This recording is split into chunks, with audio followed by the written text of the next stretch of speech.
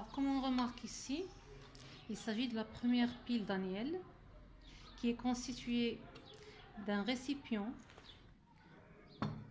voilà, d'un récipient où on a mis un certain volume d'une solution de sulfate de zinc et dans laquelle on a plongé une électrode de zinc qui a la même forme cylindrique. Et puis on introduit la paroi poreuse, elle à son tour qui est remplie d'une solution de sulfate de cuivre 2, voilà, et dans laquelle on va plonger une autre électrode de cuivre. Alors le tout, ça constitue le principe de fonctionnement d'une pile. Maintenant, on va relier les bornes de cette pile à un voltmètre. Voilà. On va relier la borne plus du voltmètre à l'électrode du cuivre. La borne négative du voltmètre à l'électrode de zinc. Voilà.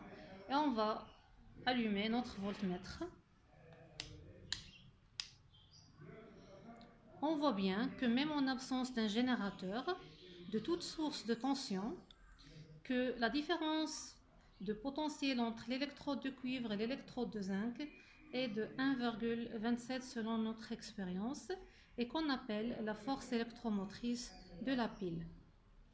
Et puisque ce branchement a permis d'avoir une tension qui est positive, alors le potentiel de l'électrode de cuivre est bien supérieur au potentiel de l'électrode d'argent, ce qui confirme que le sens du courant électrique est de l'électrode du cuivre vers l'électrode d'argent.